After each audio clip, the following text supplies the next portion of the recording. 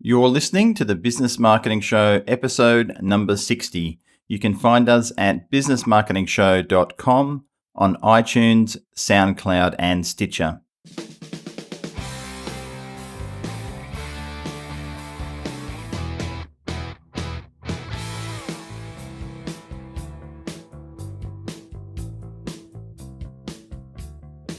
All right, welcome to the Business Marketing Show. On this episode, we have Kiri Masters from Bobsled Marketing back again, and we're talking about Amazon again, but this time we're talking about more advanced strategies to sell more, get more out of the Amazon platform, and go global. Welcome to the episode, Kiri. Thanks, guys. Good to be back. Hey, Kiri. Welcome. Thank you. So where should we start? You've got a new book coming out in, I think, 10 days on Amazon called The Amazon Expansion Plan. That's right.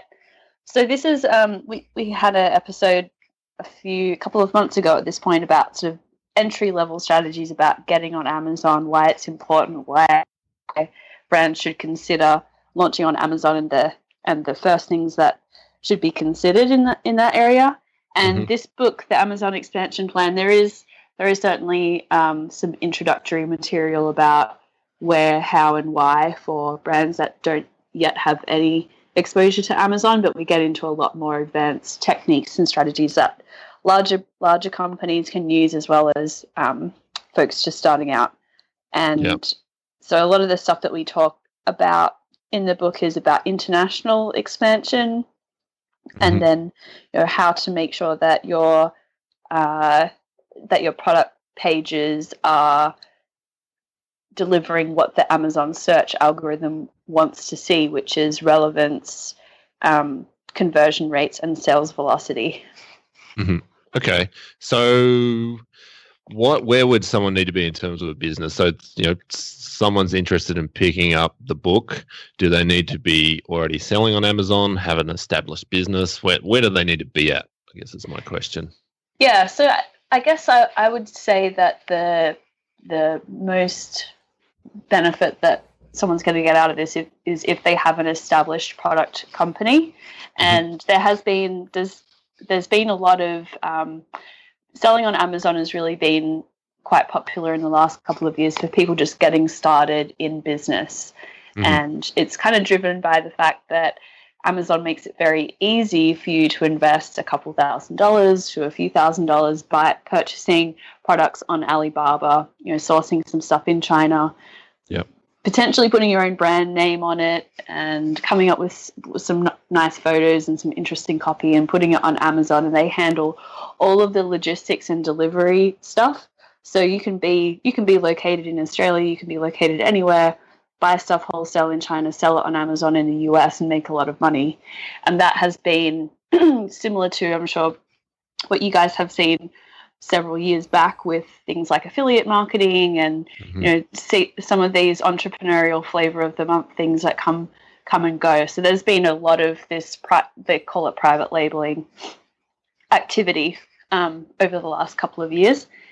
There's been a few changes that Amazon has made in the last few months that have made it more difficult to get started from scratch. So they took away, previously you could give away products in exchange for reviews, product reviews, which are very important for consumer trust and like social proof. So that practice, it was fine at the time. And frankly, it's something that gets done in a lot of industries, like food critics going to restaurants and bloggers getting products to write reviews about it.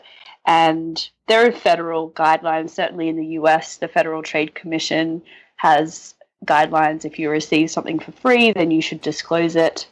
Yeah. And so there was this whole industry of essentially marketplaces of reviewers, just like average consumers and brands who needed reviews. And so the exchange was a free or discounted product in exchange for reviews.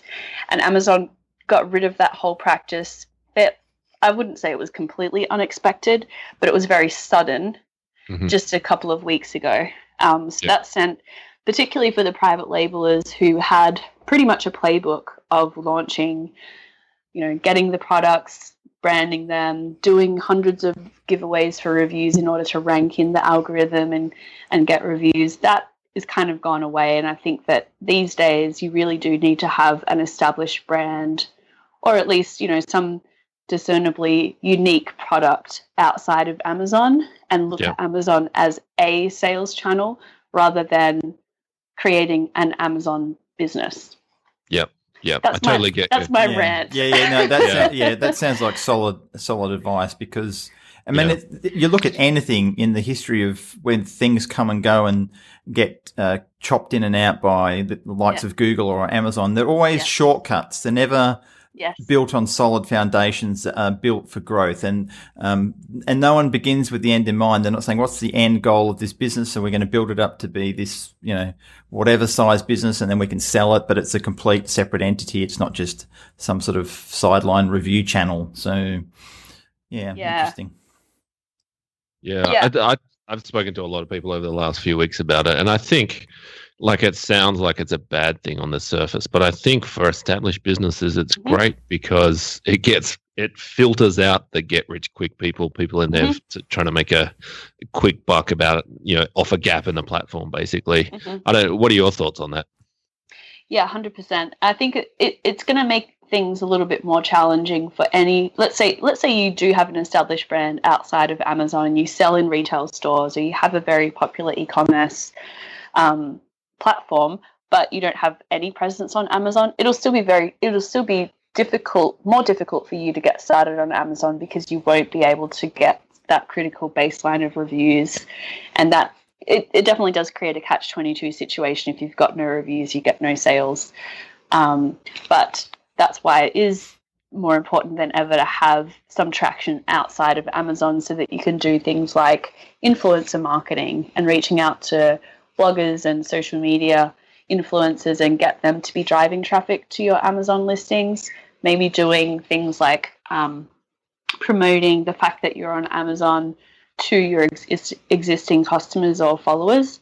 And you might not want to be, there are some strategies around that, like generally you'll find that your margin may be less on Amazon because of the fees that they take and some other factors. So potentially you don't want to have your entire assortment on Amazon. You want to have a limited assortment and drive some traffic to that, so that you can begin to get some traction and credibility with your listings, and have Amazon recognize those products as being popular and then back off. But you certainly couldn't do that if you were starting from scratch, unless you're just running a lot of paid PPC to those product listings.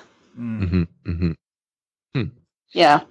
And what about, so there's also a lockout, right, on new FBA sellers new Amazon FBA sellers until the end of the year. Is that right? Yeah, exactly. So that was a big unexpected change. I believe it really comes down to their kind of bursting at the seams at their fulfillment centers, even though they've got over 100 of them in the States, and they've just hired 120,000 seasonal workers at Amazon.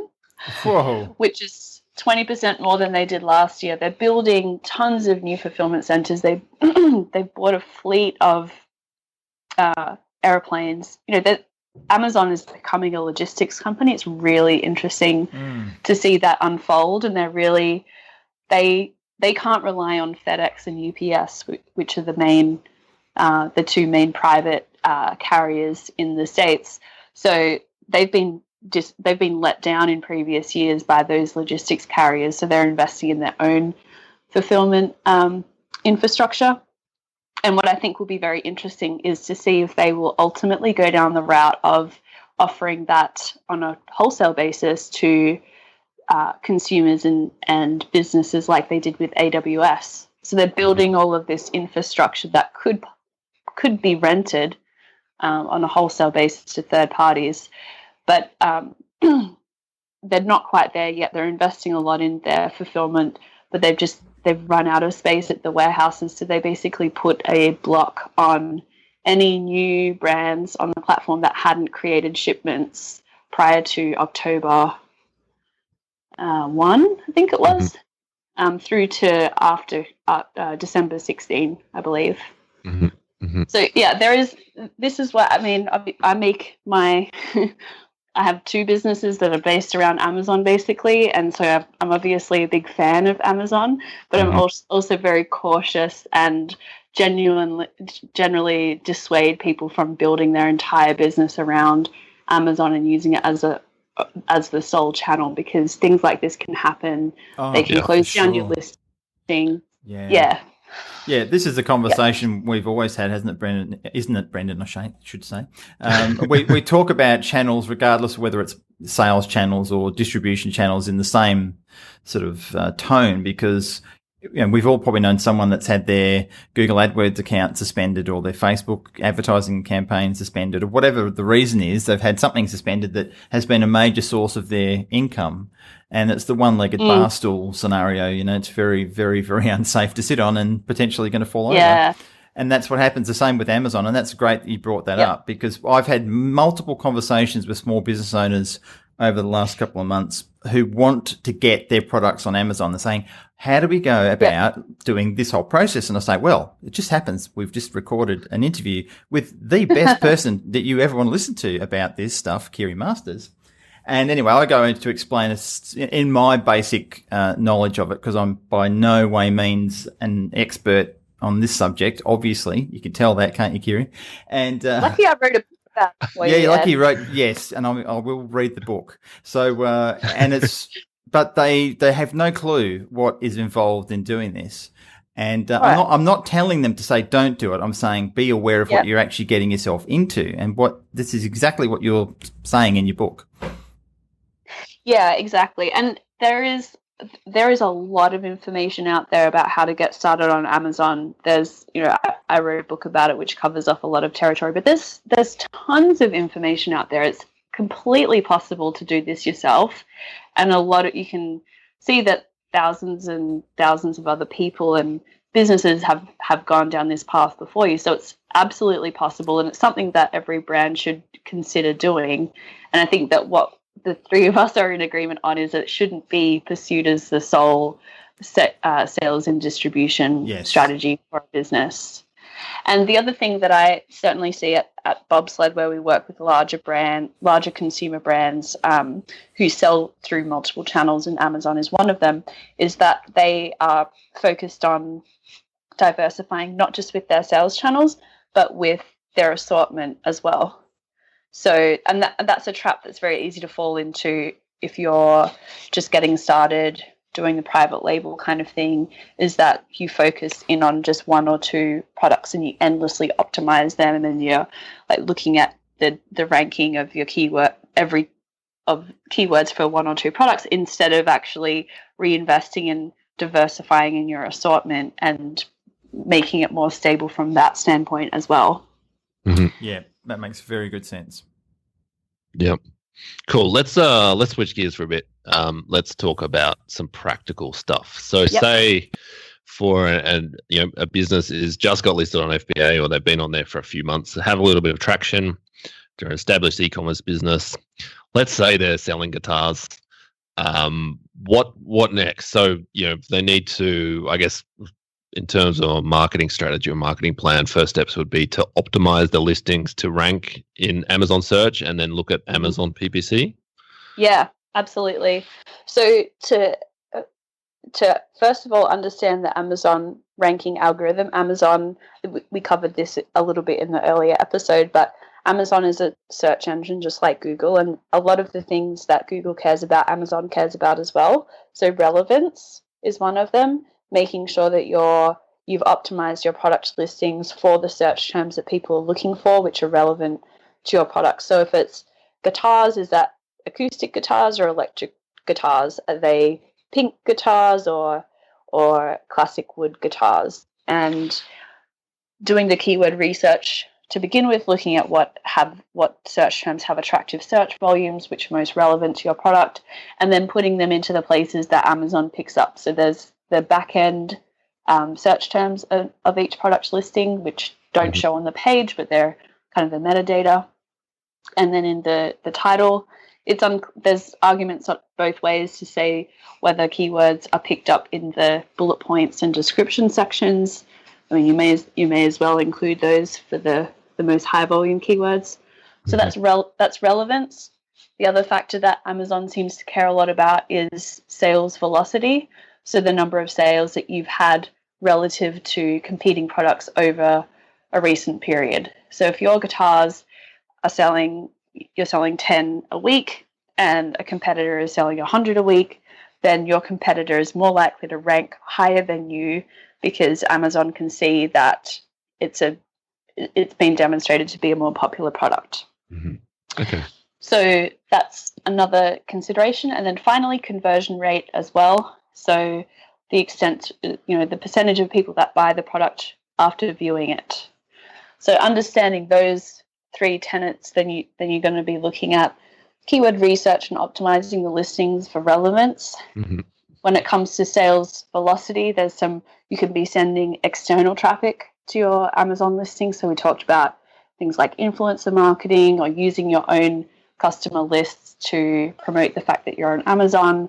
Yep. You can also be using PPC for that. And then with conversion rates, that comes down to optimizing the listing as well. Images, titles, reviews, Q&As, like the FAQs on your pages.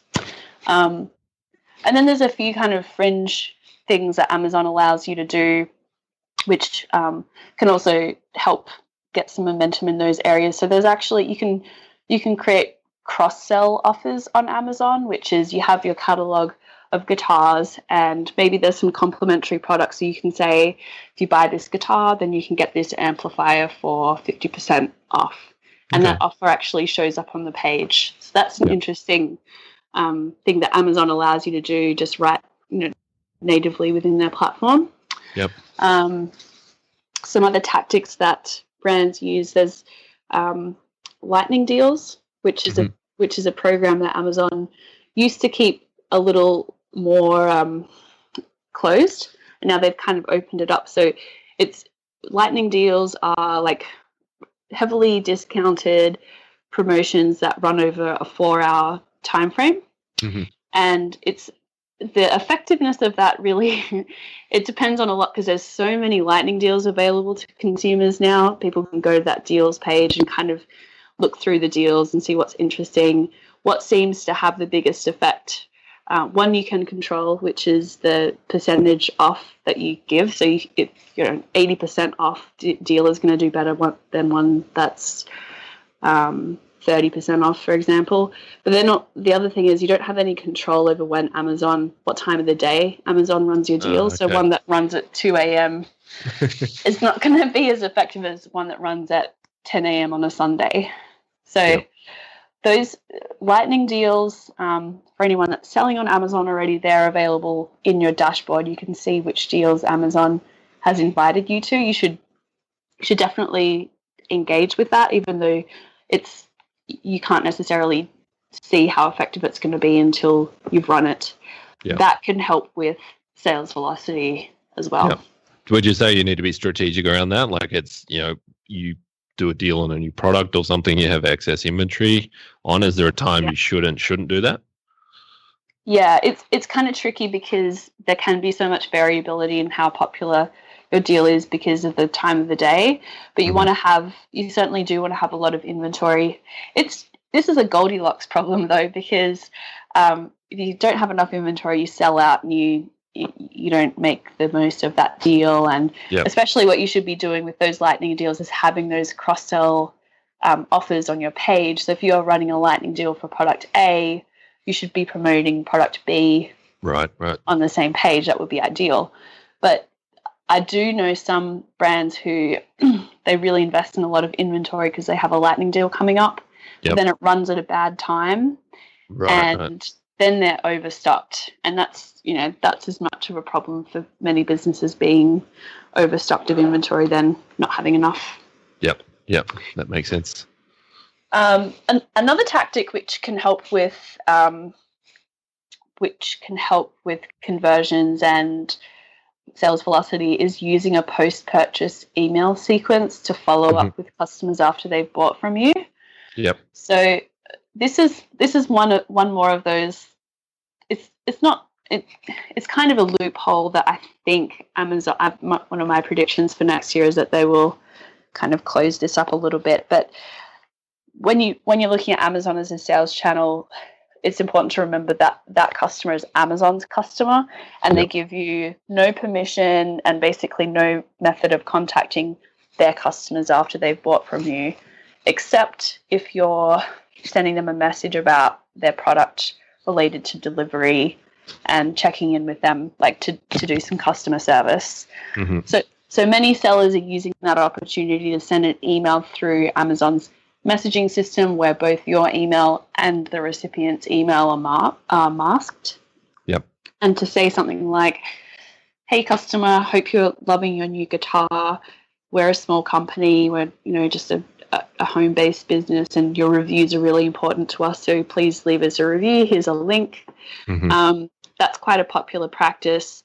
The reason I think Amazon will kind of put some restrictions on that is that it's after they've gotten rid of the incentivized review capability, that a lot of sellers will be just sending annoying emails, uninventive emails, things that don't really add any value, and customers could get annoyed by that pretty quickly. So I'd certainly be using that opportunity while it's still available and creating messages which are genuinely helpful and powerful. So what would be a better idea than just sending someone a couple of days after delivery, do you like your new guitar? Please write us a review. Actually providing some value to the customer about the best way to care for their new guitar, or maybe some like other material that's going to be really helpful for them. Maybe a coupon for a complimentary product of yours, like that amplifier or something similar. Yeah. So you're adding value, maybe do that a couple of times, and then ask for a review rather than just jumping in and asking for a review right away. Yeah. One thing we found, particularly with e-commerce and on FBA, that works really well, especially it works well for like simple products as well that don't have, a cross-sell or anything related, is just asking the customer if the product's arrived and having the email go at a time where like 95% of the products are going to arrive. So like 10 or 14 days after the thing shipped. So like a simple email we found is awesome because it gives you an opportunity to ask for the review, and it gets you ahead of customer service issues. If something hasn't arrived, as just simple email with the subject, did your order arrive okay? And just a short blurb, just checking to see if it arrived. Did it arrive in one piece? Would love any feedback you have, good or bad. You can hit reply on this email, or if you prefer to leave a formal review, here's the link for it. And we found that it's a way to get the review without seeming like you're really needy or like you're just hitting the customer up for a review. And you'll get like 1 out of 20 where the product hasn't arrived or something's gone wrong. So it's kind of a nice customer service thing as well. Yeah, definitely. You're totally right. That can head off some bad reviews, and it can help to prompt some good ones.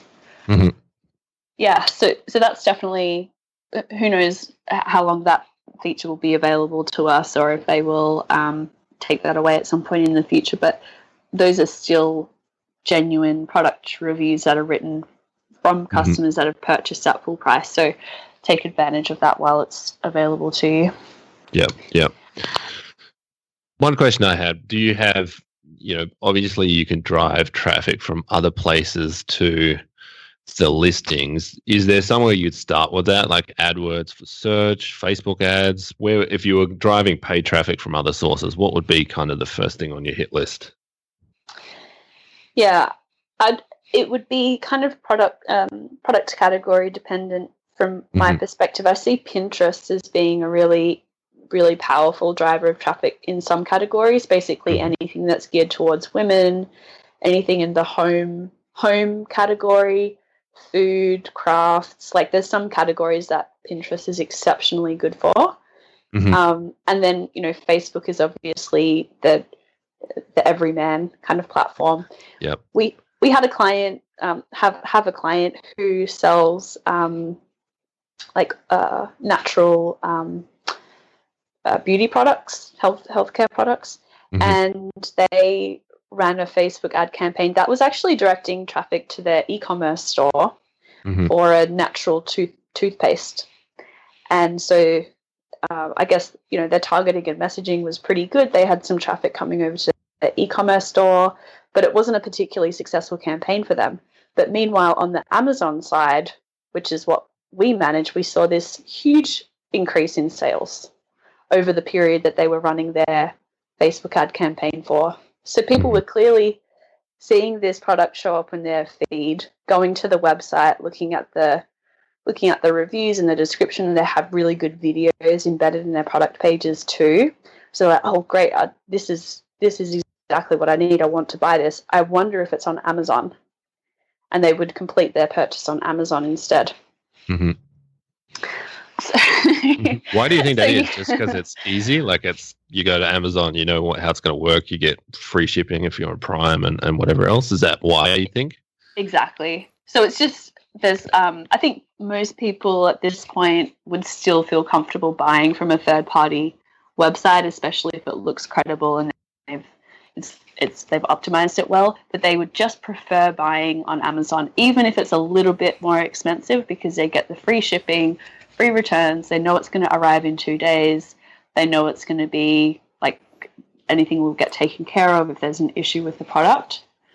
So that's why I do really believe that brands should be on Amazon as well, is because there are some people that they just won't buy something if it's not on Amazon. Yep. So totally the Facebook the challenge is that there's no traffic attribution on Amazon's Seller Central platform. You can't see where external traffic has come from. So what you'll either have to match up your traffic data from Facebook ads or from AdWords or wherever you're sending traffic from, and then kind of try and extrapolate something from Amazon that's not very clean, it's not very scientific. What you could do to get better data is to use a Amazon Associates affiliate link, which you own, as the URL. So then you can actually log into your Amazon Associates account and see what the traffic and conversion data is to be able to see how effective your campaign is on Facebook or Pinterest. That's the only way you'll be able to get data. That's sneaky. Yep. I like sneaky things, Kiri. That's very good. and then you get the affiliate commission. Oh, of course. Because that's like even at the entry level, that's like 4%, right? Like that? Yeah. So you pay Amazon 15% to sell a product. At least you get 4% of that back. Yeah. And if they buy any other products is it 24 hours that you get commission for those too, right? Yep. Very good. That was worth the podcast. There you go. Can I go now? No, absolutely not. But look, I do the same. I mean, because in Australia, and correct me if I'm wrong, maybe I'm just not such a good Amazon user, but I've been using Amazon for 15 years buying books. But because we don't have the Amazon Prime scenario in Australia, we can only get books and Kindle stuff, and there's nothing available. Most companies who are listed on Amazon in the US, they don't ship to Australia. Am I incorrect with that statement? That's pretty accurate, right? Yeah, that's accurate. The thing is, if you're a seller, it's really easy for you to switch on the capability to sell to customers in Australia and any other country for that matter, Middle East, anywhere that Amazon doesn't exist. But the thing is that you don't get to control the shipping price or any duties that customer pays. Right. So often, let's say you're selling the guitar and you're wanting to buy the guitar in Australia, and you might end up the postage cost might be crazy because it's coming from the US. Amazon is basically adding on all of the shipping charges. So the seller themselves doesn't have any control over the shipping charges. Yeah, and I see that in comparison when I'm looking at, because I get things on eBay quite a lot here, and the same that happens to, the same applies. And often you're looking at a product that is getting shipped from the US, and the postage and shipping and handling is as much as the product is. And it's Exactly. well, that's not who's going to do that. But Yeah. I mean, I think it's actually got better lately because because eBay have their global shipping program, and I think Amazon have that too, or seem to be on some of the stuff we work with is much more readily available. I don't think it's called the same thing on Amazon, but it seems like they're getting a bit wiser about that. I don't know if it seems like they ship products in bulk to the country and then they distribute it from there. Like if you're in Australia, they have like a container or a plane that arrives once a day with all the stuff. That's interesting. That might be the case for vendors on Amazon. So when Amazon is actually purchasing inventory from the brand, then they might look at what the popular products are and they might actually house some domestically. Yeah. Yeah, I mean, I think that one day we'll have our own Amazon centre in Australia, but now we're the equivalent of a very small state of the US. The market, I can see why they maybe haven't expanded to that degree here, but that would pretty much eradicate that problem because the stock would be based on the shipping costs internally of Australia. So. Yeah, I agree with you there. It's a fairly low priority for Amazon because of the size of the country and the distribution costs. So where they're investing a lot is the UK, the EU, India. They're expanding really aggressively into. But Australia, I don't see it as a strategic priority for them. No, I don't either. So that's a bit of a bummer, but that's just how it'll be. Yeah. At what point do you think it's worth? So there's Amazon.com and then there's Amazon.co.uk and like 20 other variations. At what point is it worth moving across or looking at those international listings? Because they all operate pretty much independently, right? On a few different levels, that's the case. So I still believe that the American marketplace is the best place for retail brands to be in order to get the most bang for their buck as they're developing their Amazon channel. 318 million people in the US, very high adoption of Amazon Prime. There's no other single marketplace that offers as much purchasing velocity. So I still believe Amazon.com is the best place to start. It is, however, the most competitive because there's a lot of people that are very savvy that have been doing it for a long time in the US, and sellers are savvy with PPC, and it's just quite crowded. Amazon Germany is the next biggest marketplace for Amazon, and the barrier there is obviously a language barrier. You have to create product listings in the local language. You have to provide customer support in the local language. There's a lot of tools and translation services available today that help to facilitate that. It's not something that's impossible to overcome. But what I'd sort of recommend to a lot of brands to do before Germany is the UK and potentially Canada if they know that there is already demand for their products and brand in Canada, just because there's less, there's no language barrier. The thing that will slow you down in an international expansion is covering all the bases from a regulatory compliance and tax standpoint. So with each country, even with Canada, you need to get a business identification number. You need to register with the Canadian equivalent to pay customs and duty taxes and pay taxes on sales. The same in the UK and Europe. You need a VAT number in order to open an Amazon seller account in the EU and UK.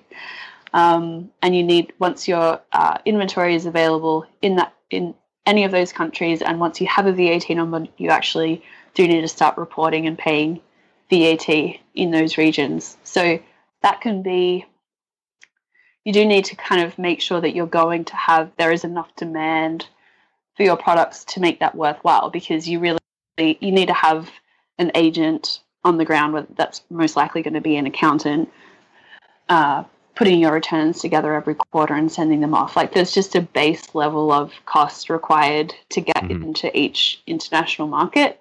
Right. But it can be very lucrative because it's less crowded. It diversifies your business a little bit more because each of your accounts are going to be run separately. If anything happens to your US listings or your US account, you'd still be able to operate your UK one, for example. Right. Yeah, because I noticed in the book you cover quite a bit of detail on that and have extra resources and stuff. So I didn't realize that. Yeah. Like, I was reading through and I'm like, okay, so this is actually a lot more complicated than just setting up an account and shipping products there, especially if you're doing a lot of volume too, right? Yeah, and then I guess the first thing is make sure it's going to be a worthwhile activity for you. There are some tools out there that help you estimate demand for similar products in each of those markets. So Jungle Scout is really good. That's a very popular tool. There's a couple of others that do similar like sales estimations. So make sure it's going to be worth your while. Figure out what the costs are going to be to work with an agent, to your customs duties, the cost of transporting inventory over there. And then just talking about the UK and EU for a second, that there's a few different fulfillment options that you can then explore. So you can choose to either send inventory to each country individually and have it available in, let's say, you identify the UK, Germany, and Italy as your best strategic markets. So you send inventory to each of those countries separately, then they're available. People are able to buy inventory in each of those countries and it's Prime eligible, and you control exactly how much inventory you have in each territory. And then there's some other programs that Amazon offers where you can just have, let's say, all of your inventory in the UK and someone in Germany could buy it off of the UK website, but they're going to pay more for that and the shipping time is going to be longer. It's not going to be Prime eligible. And the final option, which it seems on the surface, I think it seems really appealing. There's some complexities to it, which is where Amazon will actually move your inventory around for you for free. Right. So you can send it to the UK and then it might put it in Spain and Italy and Germany, and it won't cost you anything. But that actually opens a big can of worms from a compliance standpoint with each of the countries. And you've got no idea to what extent Amazon's even going to move your inventory around.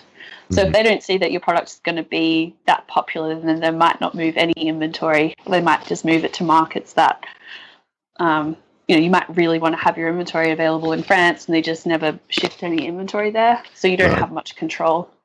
Yep. So yeah, it can be a pretty time-consuming exercise to take that step. But so that's certainly why I recommend looking at the UK and Canada as first stops. Yep. Unfortunately, neither of those economies are doing as well as the US. Yeah. Okay. I've got one more question because we've had you for a while. What can you do to stop people ripping off your products? Counterfeiters in China are a big deal now with Amazon. Yeah. What is there some basic things that a business or brand can do to protect itself? Yeah, this is a huge question. So I guess the first thing is to distinguish between a counterfeit and someone who's selling a legitimate selling your products that were obtained legitimately. Yep. So if I sell if you're a big guitar company, Brendan, and I'm someone that goes to Target and I see your guitars are on clearance, I could buy a couple of those and sell them on Amazon, and that's completely fine because those are legitimate guitars that are sold by that brand. I just obtain them through another channel and I'm selling them. I put a little markup on them and I get a little bit of profit from that. So Amazon they're not going to take any steps against sellers engaging in that behavior because they're legitimate products. So there's not much that especially brands, larger brands selling through multiple channels, there's really not much that they can do about that.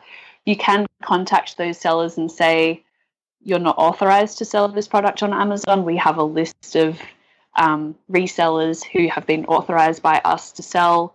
You're not allowed to do this.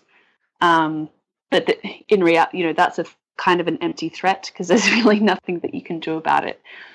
We do find, so with bobsled marketing, that my agency where we work with brands, that is something that we do, and we would probably say, depending on the brand and how aggressive the other seller is, we get their products taken down like 50+% of the time. So it's worthwhile doing.